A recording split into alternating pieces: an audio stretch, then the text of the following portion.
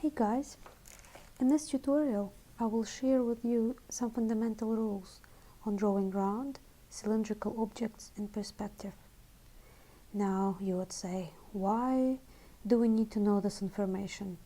Well, here's why. Have you ever tried to draw a cylinder, which could be a cup or any other object that would have a circle in its base, in perspective, and just find yourself realizing that you drew it correctly, but there are some things that are just not 100% right, and you end up with something like this where you tried very hard but something's just not working out? So this is the video that will help you get rid of these mistakes and make sure that next time you set out to draw something like this, you do it perfectly. So for example, let's have a look here, right? I can see something going wrong here, I can see something going wrong here, and something going on here. And of course, this whole side there, that's just way too wonky. So let's see how you can avoid these mistakes. So make sure to watch till the end to get every last bit of information that you will need to improve your drawing skill. Now, I will do the most simple shape today. Please sign up to my Patreon page to see step-by-step drawing of complicated objects where you'll be able to see them being structured properly and every little bit explained.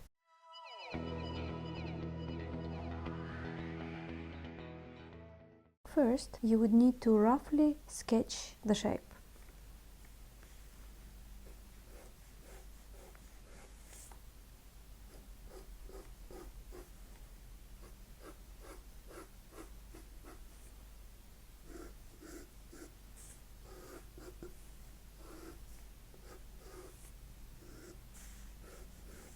Please watch part 1 of this tutorial to help you with this step. You'll be able to find out a lot of other information in there as well. So this is step 1, sketching the rough shape.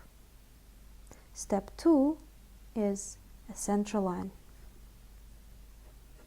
So it's a line that goes right in the middle of this object. Now if you really need to, you can always use a ruler, but you can just sort of eyeball it really. Just make sure you're not pressing on the pencil too hard, because most of these lines would have to be erased at the end of your structuring. So this is number 2, very important. So why do we put the central line? Number 1, it will help your object to stand straight. It's not going to fall on one side or the other. And number 2, later on you will see we will be comparing one side to the other. In that way, especially with man-made objects, you really want them to be symmetrical, otherwise they just become extremely wonky and it just looks like something's wrong with it.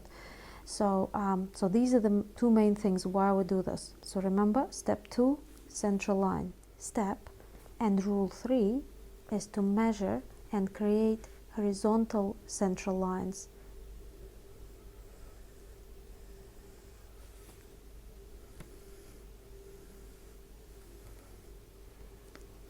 If it is a cylindrical object like the cup that I have chosen to draw today, you can see that it should be quite equal.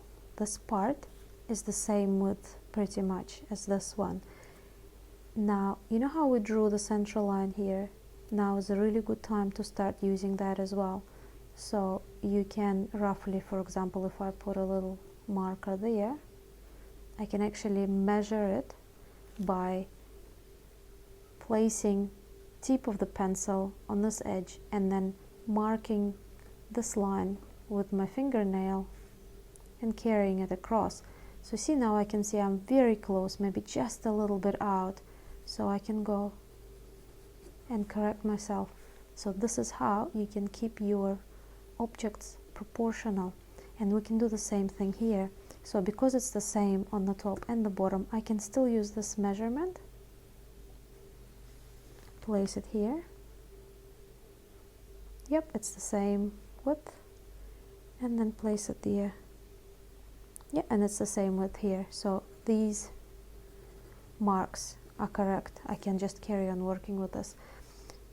So you would say, why do we need these central lines, and what are they central of? At the moment it's hard to tell, but this is for the ellipses. Okay, so now it's time to get to the serious stuff. For me to better explain, I would like to show you an image of a house drain pipe. Now, I don't really know if that's the proper name for it, so if I'm wrong, please let me know what the correct name for it is in the comments below. If you can just imagine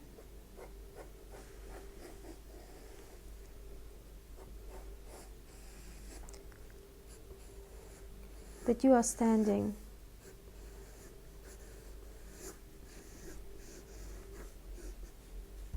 in front of one of those house pipes. You know how they consist of different segments, and then they're put together and they're being held by these sort of rings. So if you just keep that image in mind for a second, that'll help me explain this whole principle of cylinder perspective to you.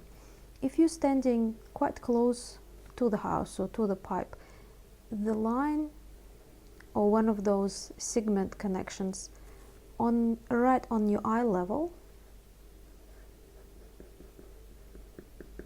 right here, would look like a straight horizontal line.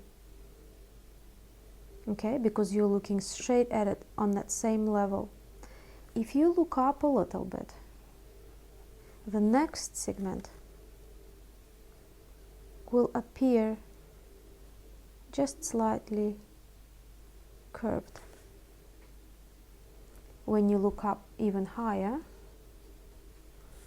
the next segment, or whatever part of it would be, I don't know, would appear even curvier, and so on as you look up higher and higher. The curvier and rounder this ellipse would appear. The same thing would happen when you look downwards. If you look just a little bit below your eye level, you would be able to see that the ellipse is just slightly curvy. If you look down even further, you would see it being even rounder and curvier.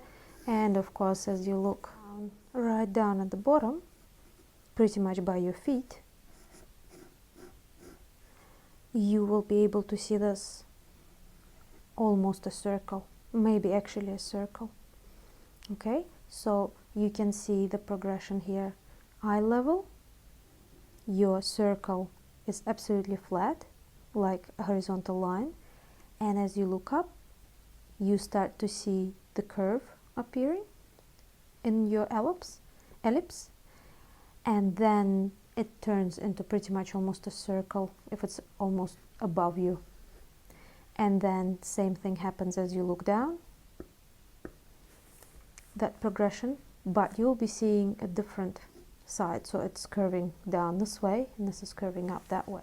Okay, so now let's get back to our cup. And as we can see here, this is step 4, where we are drawing our ellipses. So remember, ellipse is a circle in perspective. So if we look at the photograph of the cup, you will be able to see that it's not too thin, but it's not too wide either. So now you can see that I'm very, very slowly drawing that through, and I'm using very short, soft strokes. I'm not pressing too hard on the pencil. You can go even lighter. I'm trying to press a little bit harder because I want this to be visible on the camera for you guys, but you can go as light as you know, as long as you can see, that's absolutely fine. And so what happens with, remember with this rule here, as we look down, the ellipse becomes bigger because this ellipse is probably around this side somewhere there, or maybe even here. We can see a little bit of it. The one lower on the bottom will be just a little bit wider because our cup is quite short. It's not a long, you know, like a drain pipe or anything like this. This change will not be very noticeable. You know, sometimes they would even look like this ellipse is the same width as an ellipse here, but as long as you know the rule, you won't do the mistake. You won't do this one smaller or narrower than this one. So let's start working on this one.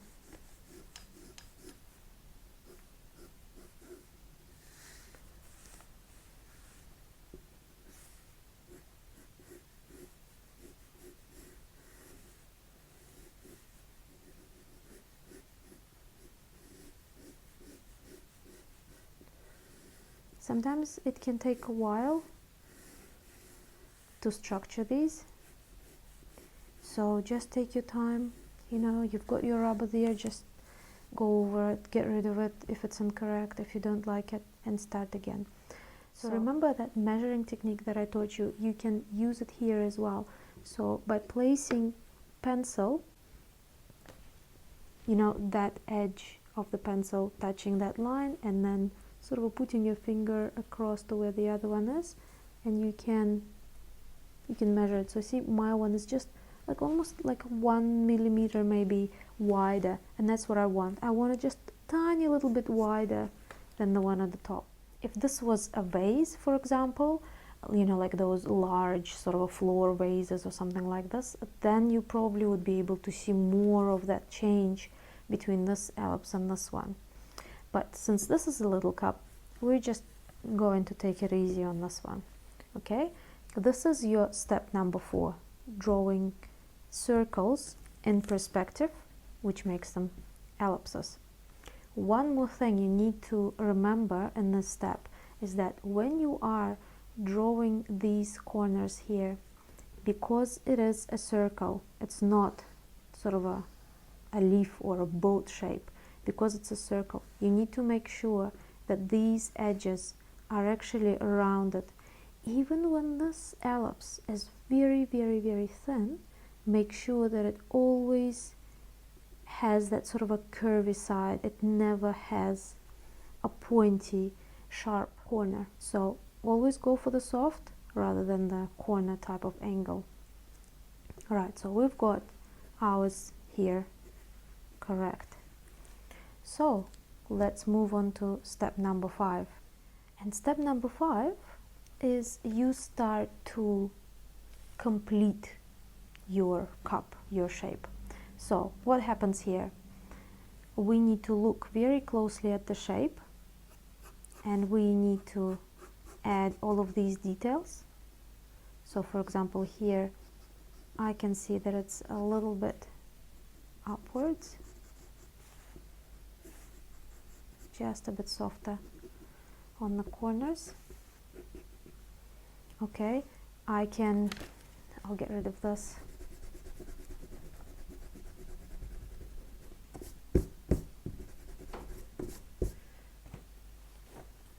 It also has a handle.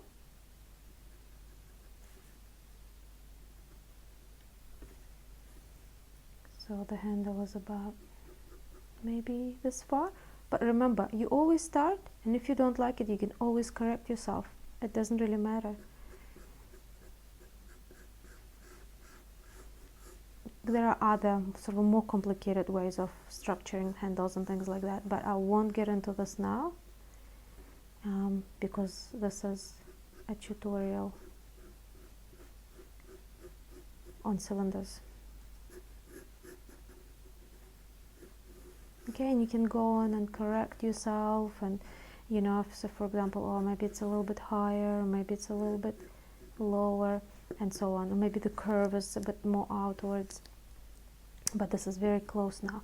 Now next step, but this is all still step number 5, is you need to remove the lines that you don't need you know, these structural lines that were very, very useful. Would have been very hard to complete this drawing without them, but now you don't really need them.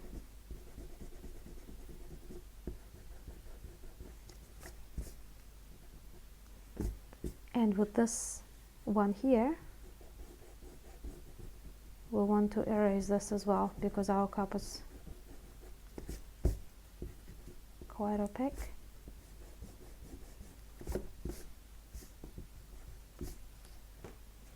And not transparent.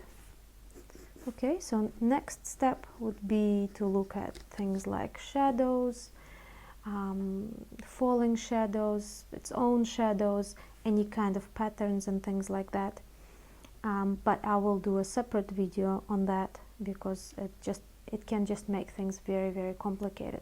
One more thing I wanted to talk to you about, and even though I'm making a separate video for this on Patreon, so please remember that if you'd like to, you can always go and subscribe to my Patreon account, and you'll be able to get extra videos over there. Every month there would be few new videos that would be uploaded to talk more in depth about things that you see on YouTube, or perhaps additional tips and things.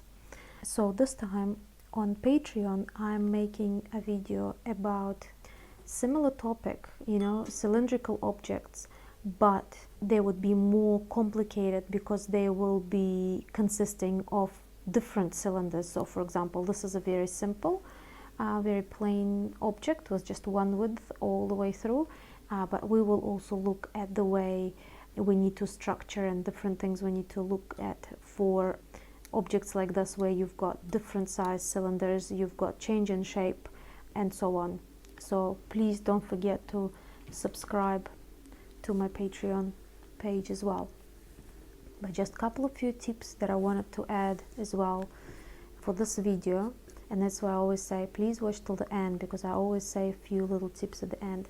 If you are working on something and that something has a pattern, for example, right? So for example, like this line here, right, whatever this weird pattern is, but it's got a straight line, so it goes along with that cylindrical round shape. You need to do the same thing.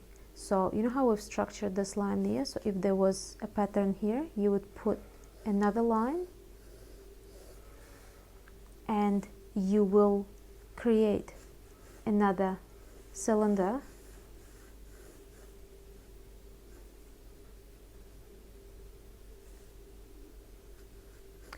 another ellipse that would comply with that rule. So the further down it would be, the more of the curve you would see. And for example, if it's quite wide,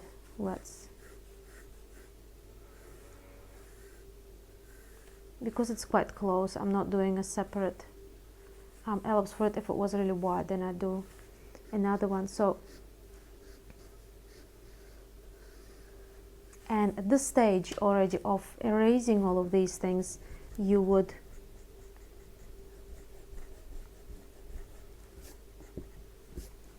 be doing the same here as well. So these are 5 fundamental steps, or you can call them rules, or you know, whatever you'd like, of structuring an object with a cylinder shape at its base.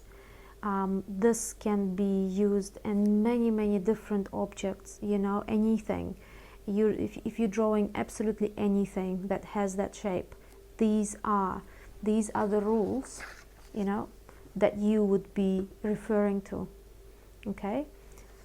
And have you noticed how I've been drawing them all the way through and then erasing the line rather than just doing this?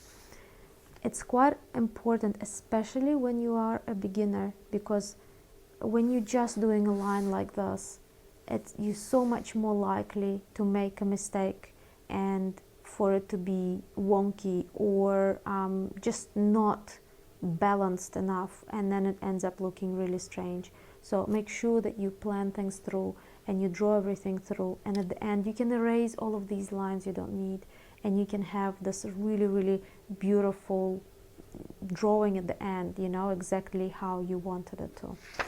So remember to subscribe, give this video a like if you've learned something new, and thank you for drawing with me.